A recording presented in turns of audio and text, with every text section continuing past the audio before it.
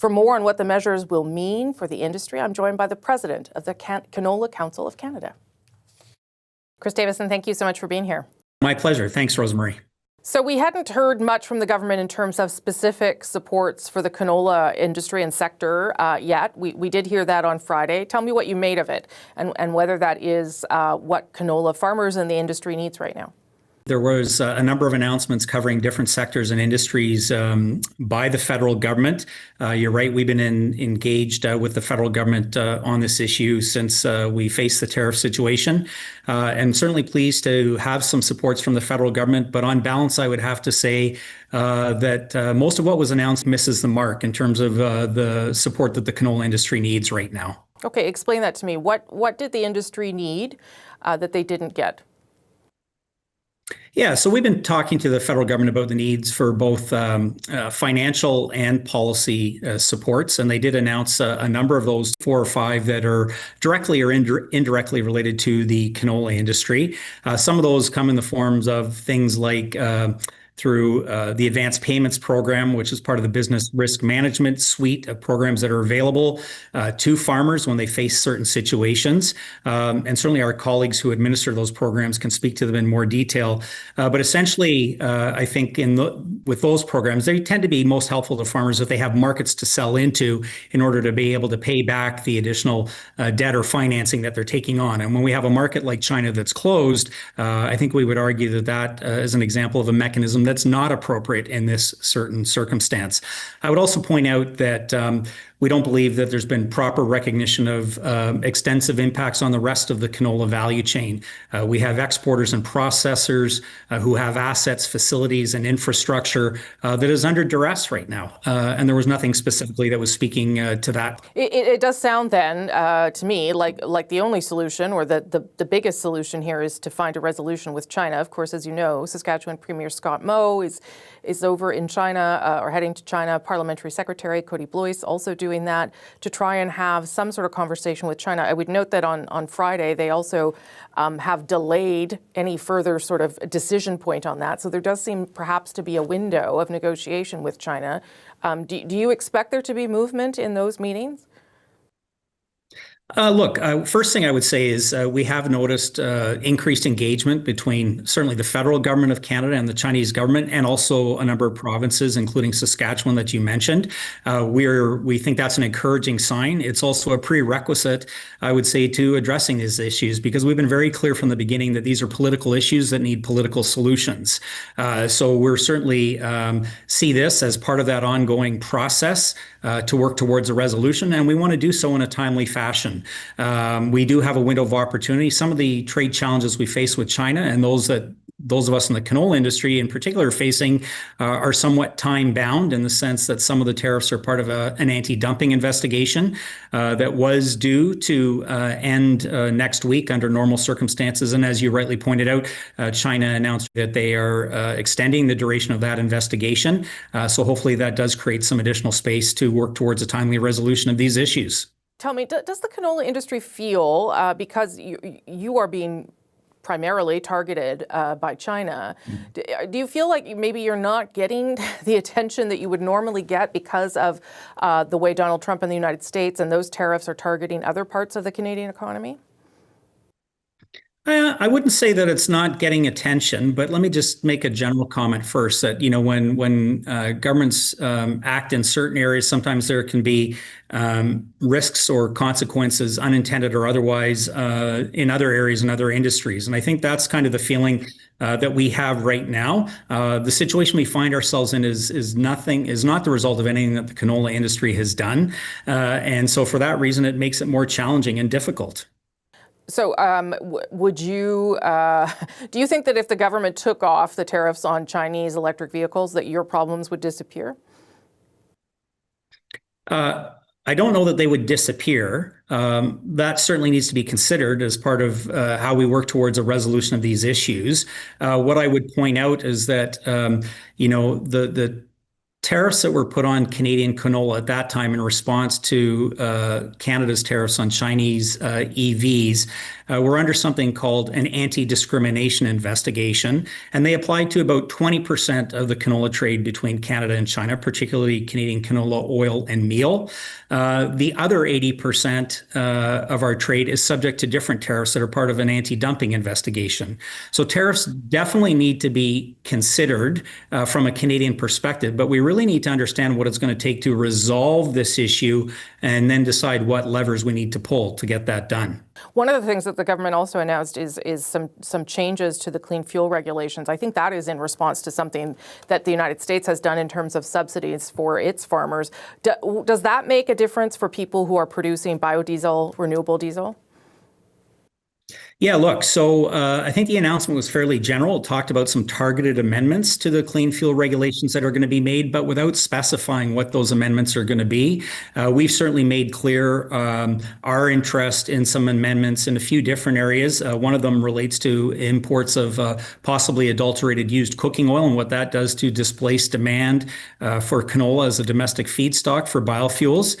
So we're hoping that's part of the package, but right now we don't have details on what those amendments are and the timeliness of when they'll be implemented. That is also a really another key part here. If there is no resolution quickly with China, what is the sort of one thing that the canola industry would need then from the government? Would it be some sort of subsidy per acre? Is that something that is imaginable given the size of the industry in this country? Look, the canola industry is not about subsidies and is not looking for subsidies. But what I would say is the longer these tariffs remain in place, the more significant, the more negative, the more widespread the impact will be. That impact is really a function of, the amount of the tariffs, the products they're applied to, and the length of time they're in place. So this goes on for any extended period of time, then obviously the cost to address that increases significantly. Okay, Chris Davison, thank you for your time. I really appreciate it, sir. Thanks for having me, Rosemary. Canola producers are starting to harvest this year's crop right now. So how are these measures being received? Rob Stone is a farmer from Saskatchewan. Rob, nice to see you this morning. Good morning. Looks like a beautiful day there where you are. When we spoke last, it was when China first announced all of this. How's your farm been doing since these tariffs were first announced? Well, it's the unknown. We've been living in the year of unknowns in our canola crops for sure. Yeah. Planting and trying to do our best with the information that we have, but certainly, seeing some differentiation or some deviation from the yields that we want to have, along with all these market troubles. It's as usual. It's been bumpy. Yeah, I can only imagine. When you heard measures of support by the government on Friday, what did you make of how that might be able to help you? Well, I think it's great to see a recognition that this is an important issue with the federal government. I think it's probably the most elevated response that we've seen from them as a farmer. I'm happy to see that. However, measures like an expansion to the advanced payments program is just more debt. And as far as the rest of the the biofuel investments or clean fuel regulations, I think it's great to see investment in Canada.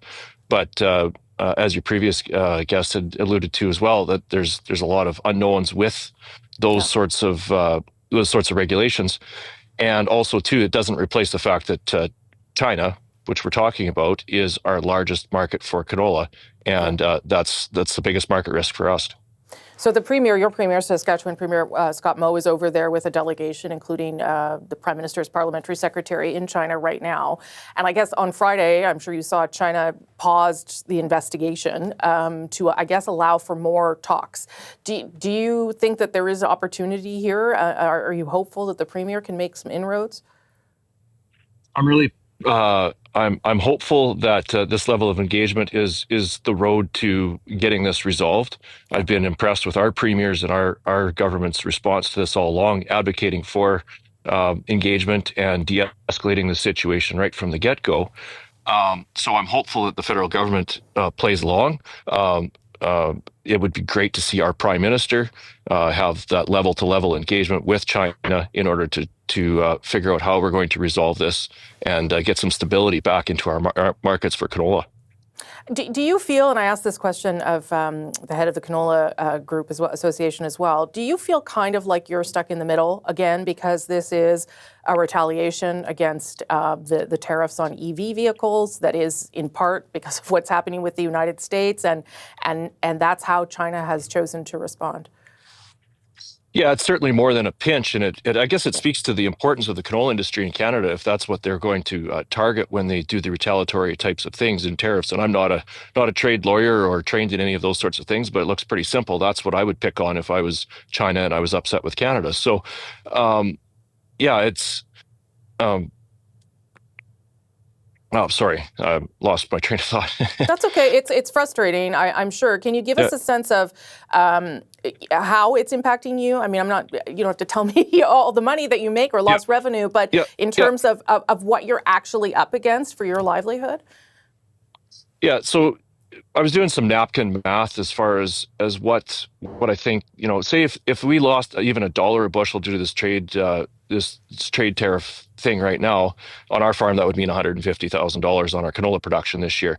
And that may or may not be a number. There's just so many different impacts that it's really difficult to understand. And it's only going to get worse if we can't do trade with our largest market. So one of the biggest concerns, I guess, for our farm is paying the bills now, but thinking about the future and what we're going to grow and our crop rotation and all of those things that comes with it, and the industry around us that relies on canola in Canada. It's a very large component of the Canadian economy.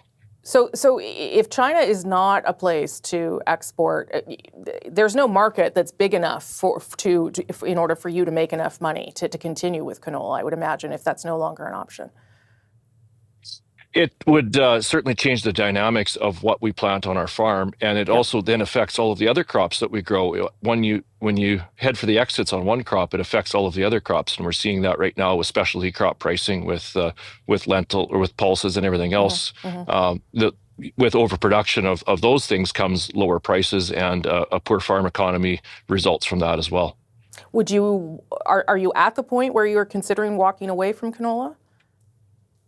I don't think myself, no, our rotation relies too heavily on it from an agronomic perspective, and from a fact that I do have trust in our government that they are going to at some point figure this thing out. And you don't just turn on a dime. Our plans are basically set for next year's crop rotation already, so we can't just bail on all of the acres. We can make some shifts, but we certainly can't just bail out. I'm sure you know people though that are making that difficult decision. Do you? I would think so. People that have had some production issues with canola in some more marginal areas would be looking at that on a year-to-year basis. So it may or may not affect the acres that are planted. And just as soon as you make those changes, another crop gets affected by some other market issue. So it seems to be steady turmoil. It would be great to have stable markets and some stability in agriculture. I bet. I'll just end on this. Of those measures that were announced on Friday, Rob, is there anything that you will actually tap into? Is there anything that will make sense for you without creating more debt or other financial problems for you? Well, I think that the advanced payments program will be utilized. It needs to come with the other side of it, is that we're going to see resolution with this. If you're going to store canola and wait for better prices, then we need to have a way to pay that advance back. So we will look at utilizing that expanded amount, but there needs to be something on the other side of it. As far as the rest of the programs, that's more industry development, and glad to see it. There's ongoing market development in all crops, and it's great to see any investments in international trade and expanding markets. So I'm hopeful for those things to continue to bear fruit. Rob, it does look like a beautiful day there in Saskatchewan, though. It's great. It almost froze again last night, but the sun's coming up, and it's a beautiful Sunday morning in Davidson. Well, thank you for getting up a little bit. Well, you never get. This isn't early for you. You're a farmer. I don't know what I'm saying. Thank you for going outside and talking to us about it. Appreciate it. Thank you very much. Okay, good to talk again, Rob.